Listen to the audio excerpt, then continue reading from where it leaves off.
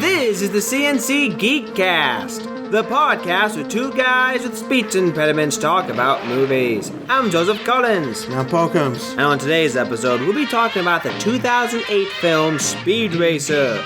We're going to be talking about the characters, the plot, the style, and the criticism that goes along with this movie, and why Paul and I enjoy it so much. So stay tuned! Go Speed Racer, go Speed Racer, go Speed Racer. So I was going to ask you, Joseph, what is it about this film that you enjoy? You know, it's funny because when I watched the original Star Trek series, something that was made back in the 1960s, it was very cheesy. And when I watched Star Wars, there's a lot of cheesy moments in there. And then I watched a lot of bad films like the Ernest movies and probably, you know, some bad kids movie, and it's really cheesy. And the point is, there's a bad cheese and there's a really good cheese. And something about this film is cheesy, but it's so fun and so over the top and absurd. It's just a great cheese, and I love it so much. I think it's the fact that it's unashamed of it. Yeah. It's a simple film, but it goes all in on the moments. Like the whole bit with the kid and the monkey. Admittedly, I didn't like the kid and the monkey, but it still just goes how far they were willing to go in regards to cheese to remain true to the adaptation. Yeah, and this is another thing I appreciate about the film is, like, I've seen anime and I've watched it, so I understand a lot of the styles. And I just went back, tried to watch the original Speed Racer. Couldn't really get past it, a couple of scenes. I just couldn't. But I've seen enough animes to understand exactly what they were going with, because there were some moments in the film where the characters did do some things that you saw in anime. Like, they did do that classic anime gasp that characters do, like, oh, ah, you know, like that. You saw that. Yeah, I remember that. Yeah, and there's a lot of overacting in it, and a lot of people are like, oh, that's cheesy. Yeah, I mean, it was unashamed of it. Oh, yeah. Which made it good. It's kind of like Pacific Rim in that regard. It is. Pacific Rim knows exactly what it is. It tells you what it is. And it's like, look, guys, we know the characters may not be as great. Plot may be really cheesy, but we have things you always wanted. Big monsters versus big robots fighting one another. Come on, pay the ticket. You know you want to. There you go. Yeah, that's what I love about it. It's basically saying have fun with it, and it's okay to have fun. And I was some moments were actually laughing, and I enjoyed myself because of it. Yeah, the movie did have some great lines. But will you tell our audience a little about the plot of the movie in case they haven't seen it? Well, the plot is simple, okay? You have this character called Speed Racer who loves racing, strangely enough, right? Wow. I know. And apparently this corporation wants to jack up its stocks, basically be a monopoly on selling just one type of engine. And Speed Racer's caught in the mix. They want to hire him, but he says no. And the racers and the corporation's like, you're never gonna race again. And Speed Racer's like, no, I'm gonna show you. And he enters into this backwater race. And basically then enters into the Grand Prix X and wins it all. I mean, it's that simple. Actually, basically, yeah, it is that simple. But it's the classic case of the underdog again. Yeah. Because he works with his father, Pops. Yes, his father is actually called Pops. Yeah, it's right straight from the anime. Yeah. And they have racer motors. Straight from the anime. And they're up against this Royalton. Straight from... This is getting old. All this stuff is about as subtle as a brick to the head. Yes, it is, and that goes back to how great it is in that regard. But it's just a classic underdog story. He genuinely loves racing. Mm. Win or lose, he enjoys being behind the wheel of a car. Yeah. So when he's told by the corporation that we've secretly controlled everything behind the scenes to manipulate the stock market, to manipulate our stock price, and make a crap load of money, it cuts to the heart of him. Yeah. Because he was offered to work for the company. He was like, hey, I get the chance to do this. I get the chance to live my dream working for this great company. Yeah. And then it's like, nope. Well, that's one of the things that makes sports so appealing to so many people. It's basically not only competing against other people, but competing against yourself. And seeing how well you do against other people and pushing yourself to try to win. And when someone tells you, oh, by the way, it's all been rigged, no amount of effort you put into it is going to matter, it's going to deflate anybody. Yeah, exactly. And I like that you actually see him overcome that. Like, he's like, okay, like it takes the wind out of his sails, so to speak. Yeah, and that's the thing, and that's what I mean by this film. This is what the strength of the film is the characters. Though the characters are not like really great characters or fantastic characters, they're good enough for you to care about them, and they were well developed enough that you can understand their plight and somewhat sympathize with them. They were okay characters. Like, they were all one-dimensional by design, but it still worked in the kind of movie it was. Yeah, that's exactly what it is. I mean, you had Pop's character, which is John Goodman's character, had a lot of great lines as a father. I mean, you could tell that he is a father who loved his family. He's not one of those fathers that gets in the way of his children's dreams, like you see in a lot of Disney movies. And he's actually a father who is supportive. He gets angry, but he gets angry because he is afraid that his children are going to get hurt. He doesn't want to lose them, so that's where the drive of the feel.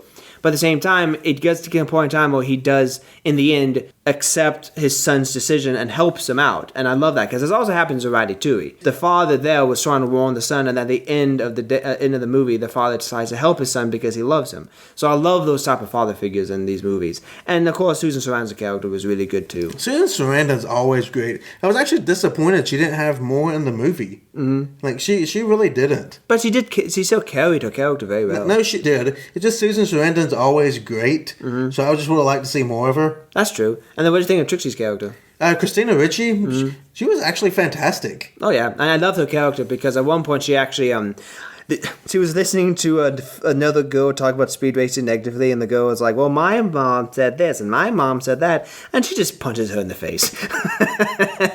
And then at one point, well, this racer family was working on a car, and Trixie, as a little girl and speed racer, came up and showed her the garage, and a package came, and it was a bomb, and the son got rid of it, and it exploded in the street. And it was just funny because, like, this package just exploded in the street, and no one that many people care about it. It's like an everyday thing to them. Yeah. But I love it how she looked at it and just said, "Cool beans." And like, I love that. Well, I loved how competent her character was, though. Yeah. She was a lot more than the dutiful girlfriend. She inspired racer to race in the Casa Cristo, that back alley race you were talking about. Yeah. That incredibly dangerous one.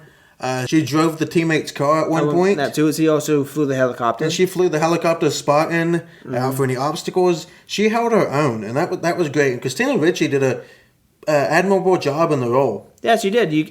These roles, like I said, they're simplistic, but they're supposed to be. It's Speed Racer, and I could just imagine these characters just loving hamming it up, because the bad guy in this film, he just hammed up the whole part. He really did. He put on the charming facade. It didn't last very long. No, but it was a great facade too. Just because he was so deliciously evil. He was. There was no subtlety at all. No. There was no, the way you sympathize with some bad guys. Yeah. Yeah, you didn't with him. You was like, this dude's just 100% evil. Yeah, and exactly. Go back and just enjoy it. But no, it's also, the movie has a lot of good scenes too. It's like the ninja. Well, 1 second. What about Racer X? Is Matthew Fox? Yeah, him. I thought that the movie, they tried to hide his face, but it's obvious there's really no need to hide his face because you don't really know who he was. You knew who he was at the beginning of the film when, the guy was that was kind of dumb. It's like Racer X, and then the bigger brother that supposedly died was named Rex. And it was like, wait. Rex. Yeah, I get it. Go Speed Racer. No, at the same time, the movie did show his face in a shadow. I mean, they try to hide his face. They try to hide his face after they show his face in like the first 10 minutes. Yeah. It doesn't really work out that well. But at the same time, I thought that the actor did a good job with it. Matthew Fox? Yeah, Matthew Fox did a good job of the role. I mean, I loved his inspirational speech at the end. It's like, when it says, I think the line is, it doesn't matter if you change driving, what matters is that driving changes you. So, I mean, like I said, this movie has a lot of simplistic messages. But at the same time, it works for this film. It does. Though I am kind of disappointed. Keanu Reeves was originally up to play Racer X. I would have liked to see his take on Racer X.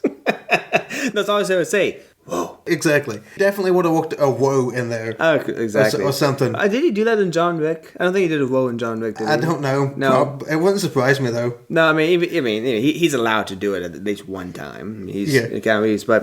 But no, going back to the characters, there's a couple of good scenes in this film when it comes to characters, like the ninja scene, for example. That scene cracked me up. I actually died laughing when like a lot of times when I say I laughed, I'm just like I chuckled. This scene actually had me laughing.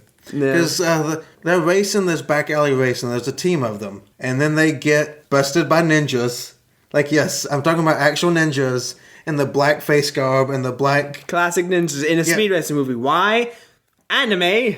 And then his dad comes in, John Goodman. And John Goodman's a big dude. Starts fighting the ninja. Well, the camera zooms up to a ring that he has on. Yeah, the wrestling ring. He was a wrestler, and so... Yeah, and then the ninja who was like, he got the ninja headlock, and he's like, uh-oh. And at this point, he's just, he just spins him around, really, like unrealistically spins him around and throws him out the window. And Trixie asks the question, was that a ninja? And then John Goodman responds by saying, more like a A ninja. Nanja is a sad nowadays, but passes a ninja. Yeah, that scene actually got me laughing.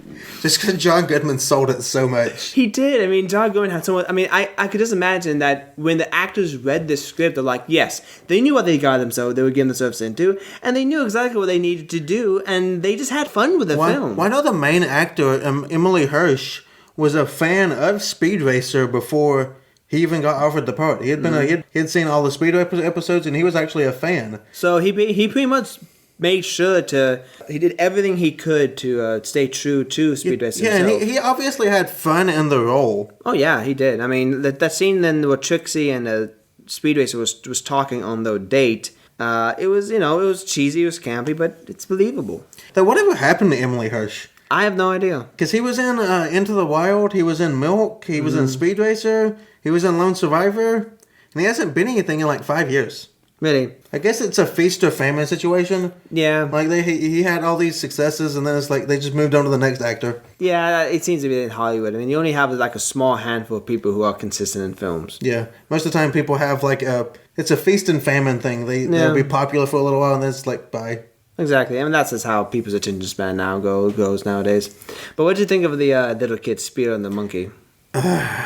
That sigh is, yeah.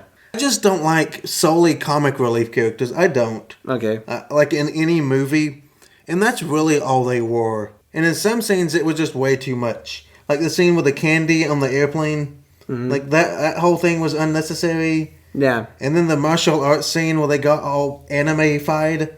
Yeah, they started fighting one another, and the lines started appearing. I was like, that was great, though. I love that. I didn't. It was just unnecessary. It was just too much. But there was one scene I liked about where they were about to fight, and the mom came up, and the monkey and the kid were sitting on the sofa, and the mom was like, "What are you doing?" And then he just goes, "Nothing." And I just love that delivery because it was a really well delivered line on his part. Yeah, I mean, I'm not going to blame the kid actor. I mean, he was perfectly competent.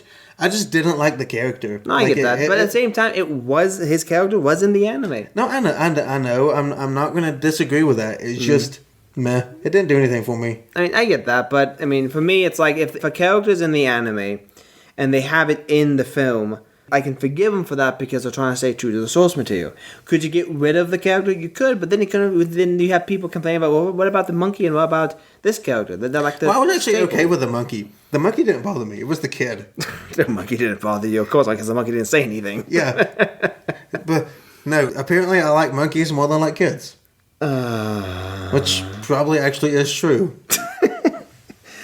So it's obvious you talk about a lot of good things, but let's get to, of course, the criticism. It's obvious a lot of people did not like this film. Yeah, why do you think that is? Well, first off, it just bombed hard. It came out and it's low on Rotten Tomatoes and it didn't make any money. We don't care about what Rotten Tomatoes say anyway. No, not that we do. Unfortunately, a lot of people do. So when a Rotten Tomatoes score comes out and it's really low, a movie will bomb a lot of times. I think it was like, I saw it originally, it was like at 60%.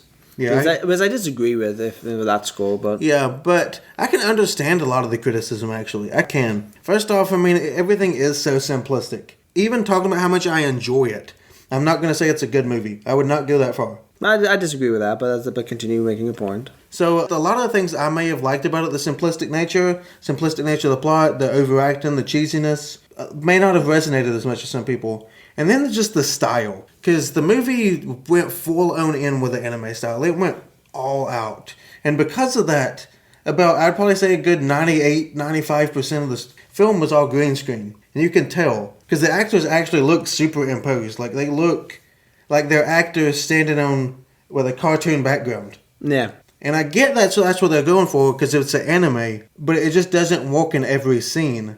Like when they're racing the Costa Cristo and they're in the desert, it looks like a video game. It does. looks like something out of the N64. Yeah. Well, that's one thing I did enjoy about this film was the racing did remind me of a Mario Kart 64 because the tracks were over the top, and there's one point where the ending scene where the last tracks of Grand Prix X, they were going through a section of the track where they had nothing but spikes.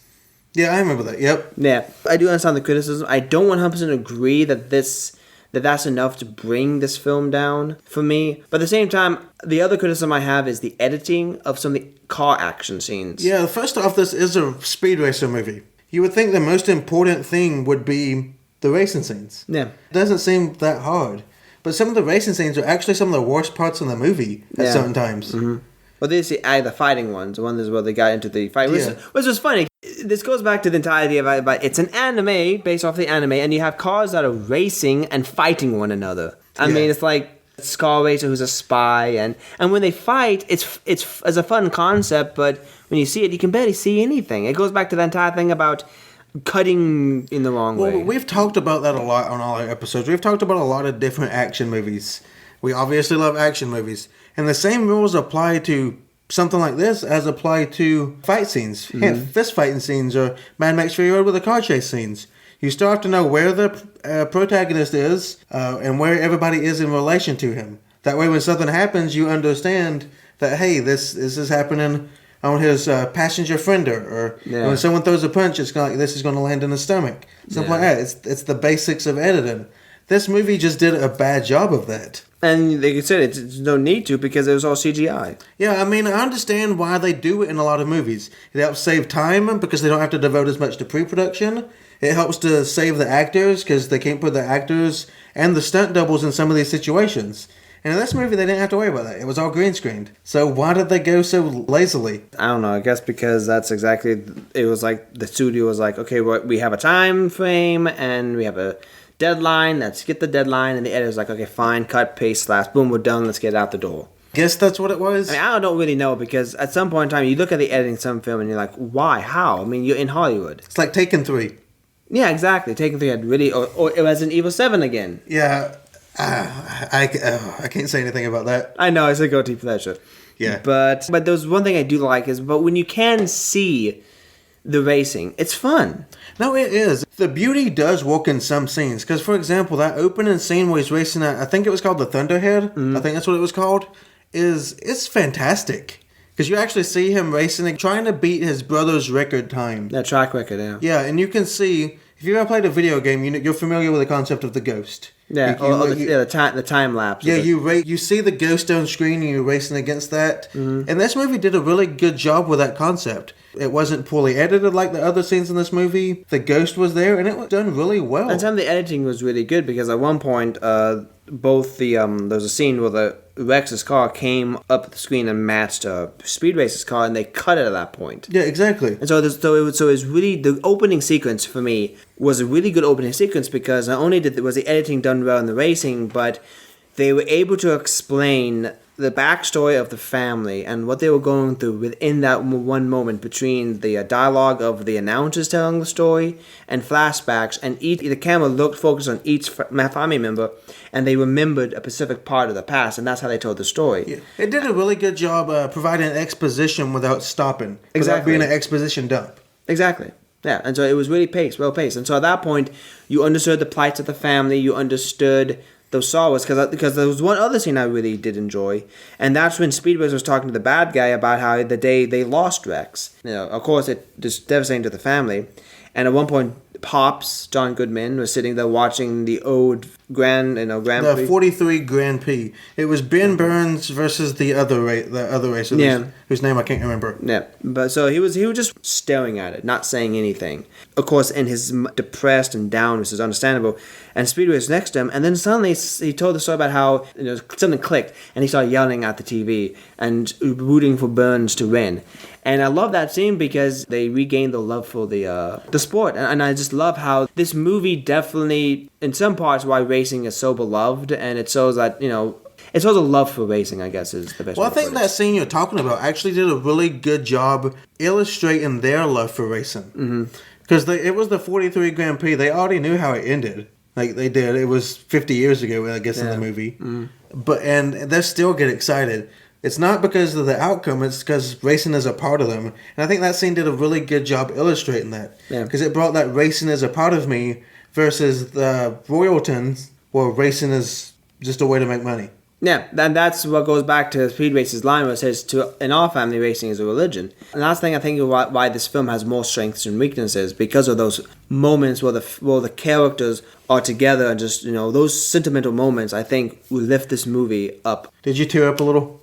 A bit. I mean, I think I teared up, and I did say teared up. But at the end of the film, when Speed Racer was racing in the final race of Grand Prix, he was approaching the finish line, and there was nothing in his way. He had this montage or this monologue of all the inspirational things being said, and it does a great job of wrapping it all up about expressing like you said, the love for racing, his entire journey, why he's doing what he's doing, what drove him, because what pushed him to go on this backwater race was to protect his family from lawsuits, was to protect his family from this big corporation, because he rejected an opportunity to make lots of money.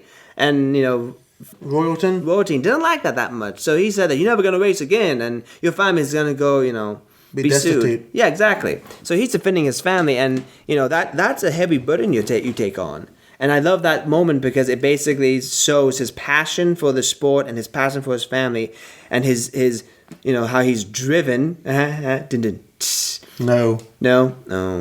This just shows his passion for, and everything is just like, everything's validated at this point. And at this point, we're told that the race is fixed. That all this time, all the races, the big races were fixed. Everybody knew the outcome. And he was able to enter into the race because of a special reward, because he won that previous race. And so he was the underdog. He was the one that was the wild card. No one knew what was going to happen. When he won the race, everything changed. And I love that. And I kind of like that too, because early in the movie, his brother, Rex, a.k.a. Racer X, he basically says, what can you do? You can only drive the car. He's like, I don't know, but I'm just going to do what I can. I love the ending when he crosses the finish line for the last time. He's between two cars, and he knocks them, and they explode. And as he crosses the finish line, the entire screen just goes into this, I don't know what they call it, but this checkered flag just comes in the spiral shape, and it was a grand finale. Yeah, I don't know what was going on in this movie. They went over the top in the end, though. It was like Andy Warhol tripping on LSD. I know, right? And that scene in 2001, the last act, is full of stars. But in this case, it's a racing moment. It's just a great over-the-top film, and I love it. We said, it basically says to you, I know what I am. I'm going to have fun. Just have fun. But, man, we talked a lot about this movie, didn't we? We did. Anything else you have that you'd like to talk about? Actually, I'm wanting to let our audience know something. Okay.